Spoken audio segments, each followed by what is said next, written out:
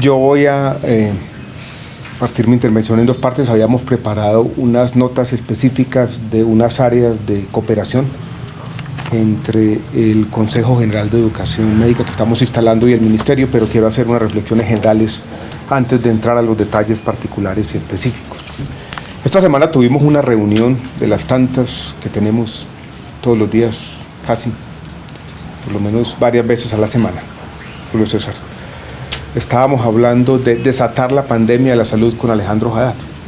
Y en medio de la discusión, yo tomando nota también para lo que tenía que decir, dije, estamos como atrapados en un equilibrio donde nadie parece estar contento.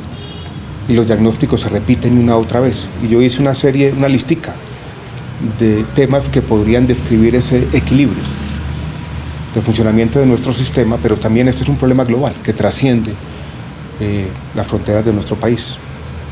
Hacemos mucho, tal vez más de la cuenta. Estamos obsesionados con lo nuevo. Hay un culto a la tecnología. Por lo tanto, tenemos muchas veces un divorcio entre valor y precio en lo que hacemos, que es importante tenerlo en cuenta porque los recursos con que funcionamos son mayoritariamente públicos. Todo el mundo está insatisfecho. El sistema es insostenible. Pero lo peor de todo es que seguimos haciendo lo mismo. Más aún, las demandas sociales parecen para que sigamos haciendo lo mismo. Cambiar esto no es fácil, y oyendo el discurso del doctor Quintero y su recuento, yo creo que también es un llamado a la modestia en el sentido de que mucha gente ha intentado sacudir esta situación. Y han tenido éxitos, como casi todas las empresas humanas, éxitos parciales. Entonces yo entiendo esto como otro esfuerzo por irnos moviendo hacia una situación mejor que la que estamos, donde, vuelvo y repito, parecemos estar todos insatisfechos. Cuando se reflexiona sobre cómo cambiar esta situación, siempre hay un tema que aparece una y otra vez, y es que esto no lo vamos a poder hacer con la regulación del Ministerio, y todavía no está hablando de educación, sino que tenemos que volver a las bases. Y la clave está, de nuevo, en la transformación de la educación médica. Ese es el desafío. Pero es un desafío que se ha intentado muchas veces, pero no tenemos en este momento alternativa distinta a volverlo a intentar. Como hemos venido trabajando en este tema desde hace, al menos intensamente en el Ministerio, yo diría un año, tenemos el antecedente de lo que llamamos la Comisión para la Transformación de la Educación Médica. Doctor Carlos, las 104 recomendaciones que tenemos que ser honestos, son muchas, ¿no? Y lo primero que entendemos que tenemos que hacer es jerarquizarlas. Y ahí se había planteado una especie de Consejo General de Educación Médica, pero por mandato legal. Yo creo que ustedes fueron un paso más allá, en lo que nos llama la atención la viceministra, dijo, no, vamos a hacerlo de manera voluntaria, o utilizando la palabra autorregulación. Yo creo que ahí hay un paso muy importante. No estamos esperando que el Ministerio nos convoque, nosotros vamos entre nosotros a tratar de ir ese camino hacia algo que uno debe hacer en el corto plazo, pero no perder esa meta de largo plazo, que es ir un poco más allá de este equilibrio negativo, algunos dirán perverso, en que parecen estar muchos de los sistemas de salud del mundo, agobiados también por unas demandas sociales muchas veces muy difíciles de cumplir. Yo quiero dar un primer ejemplo, anticipándome a las recomendaciones de cómo este esfuerzo de autorregulación nos puede servir, que es tal vez el más importante, yo no diría el más importante, donde yo creo que ha existido un avance más concreto en el corto plazo. Lo tenía aquí como el punto 5, pero vale la pena traerlo a cuento desde ya. Es la racionalización de las denominaciones de las especializaciones médicas, quirúrgicas, médico-quirúrgicas, proceso que ya tiene un avance. Creo, doctor Quintero, ustedes ya llegaron a un acuerdo. Es un acuerdo al que llegan ustedes de manera voluntaria. ¿Qué es lo que tenemos que hacer? Ese acuerdo voluntario, volverle un acuerdo ya regulatorio, decir, estas son. Y eso, aquí está el doctor Luis Carlos, nos permitiría a nosotros decir, los estudios de pertinencia ya no tienen mucho sentido. Entonces, es un acuerdo autorregulatorio que nos permite a nosotros incorporar ciertas cosas y relajar los esfuerzos regulatorios. Ese es un buen ejemplo de cómo debemos trabajar. Ustedes llegan a un acuerdo Eso nos permite un diálogo mucho más fluido con los reguladores. Yo comparto lo que dice la viceministra, la regulación de arriba hacia abajo no funciona bien en muchos casos, porque hay una ilusión del conocimiento del regulador. Quienes se enfrentan a los problemas son ustedes, nosotros tenemos muchos y muchas veces tomamos decisiones en la oscuridad. Así es como debíamos trabajar, construir un acuerdo entre todos y que el ministerio sea, no lo digo derogatoriamente, pero casi el notario de esos acuerdos, que incorpore los consensos logrados entre quienes tienen a cargo de las funciones sociales preponderantes. Yo creo que eso es muy importante. En las interacciones que hemos tenido sobre nuestro papel regulatorio, yo en todo caso quisiera llamarle la atención sobre lo siguiente, porque a veces, y ahora lo hablábamos en el carro con Luis Carlos, noto cierta contradicción, porque a veces ustedes se quejan de que la regulación es muy estricta. Con algunos de los programas de especialidad eso es así. Ponemos más problema de la cuenta, a veces hacemos más preguntas de las que toca. Yo iría muchas veces a instituciones acreditadas en las que le hemos depositado la confianza como el Estado, para que le volvemos a preguntar una vez, otra vez lo mismo. O sea, que la acreditación sirva para algo. Pero a veces aparece la otra cosa, que la regulación es muy laxa también, que estamos dando a programas de pregado muchos o licencia para operar muy fácilmente. Entonces, ¿dónde estamos? ¿Somos laxos en exceso o regulatorios en exceso? Y es que no es fácil encontrar ese equilibrio del justo medio, y depende de la pregunta en particular. Puede que en algunos casos estemos siendo laxos, en otros regulatorios, pero yo creo que la interacción nos va a permitir también ajustar hasta dónde llevamos la regulación, que es un punto importante, creo yo.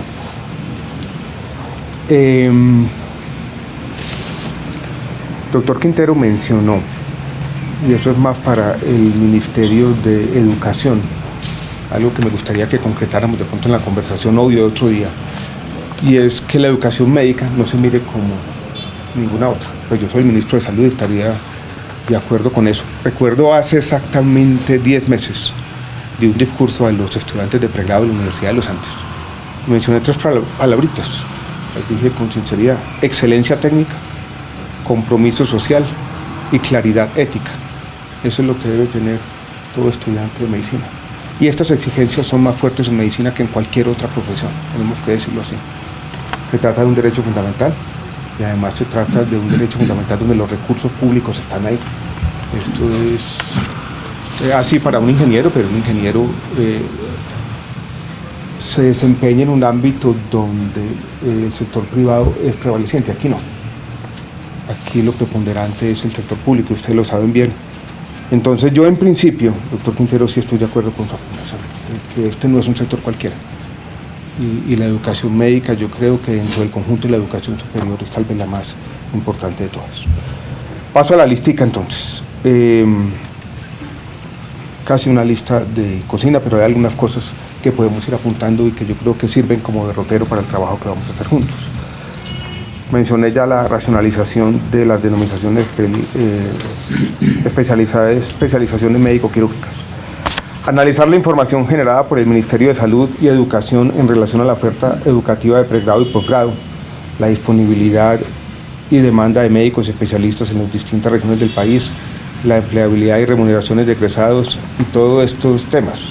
Esto para decirle lo siguiente: el Consejo tiene que operar con información y nosotros estamos dispuestos, tanto el Ministerio de Educación como el Ministerio de Salud, a entregarles toda la información que necesiten. Esta simplemente es una lista, pero estamos, Luis Carlos, dispuestos a, si necesitan algún tipo de información nuestra, que yo creo que es relevante, que esté ahí. En ese sentido es importante el Observatorio Laboral del Ministerio de Educación y las bases de datos del Ministerio de Salud. Las más importantes son CISPROS y el RETOS, por supuesto. Actualización de las normas, criterios, procesos y procedimientos para asegurar la calidad de la educación médica. Yo creo que ese inventario de ese conjunto normativo extenso, a veces desordenado, en otros casos caóticos, ayudarlo a hacer también, Luis Carlos, es algo que nosotros podemos hacer, pero ustedes de pronto lo conocen mejor. Hemos venido paralelamente, y yo creo que el Consejo General se debería pronunciar al respecto, es el tema de los hospitales universitarios. Tenemos la última cuenta, son 12 IPS, ¿no?, donde lo que hemos dicho en todas las instancias, que el último fue aquí el Hospital San Ignacio, es que el Ministerio cree que la calidad en la asistencial, la investigación y la docencia forman un círculo virtuoso, que las tres cosas deberían estar juntos y que el espacio son los hospitales universitarios. Entonces me gustaría que el Consejo también tuviera algo que decir sobre los hospitales universitarios. Tenemos pocos. Yo creo que para nuestro país tener 12 no más es un desafío grande. Y además tenemos de los 12, yo no sé cuántos públicos hay. 3 públicos nomás, ¿no? Tenemos otro montón de públicos que se llaman universitarios, pero que no lo son según nuestra última regulación. El del Valle es uno de ellos, se llama Hospital Universitario del Valle, pero no es un hospital universitario, o el hospital universitario el de Sincelejo, pues tiene el moto, tiene el nombrecito, pero no cumple nuestras condiciones para ser hospital universitario, que son estrictas y complejas, empezando por la acreditación de calidad. Entonces yo creo que el tema de los hospitales universitarios ha hecho parte de los esfuerzos regulatorios del Ministerio y debe ser parte de esta reflexión.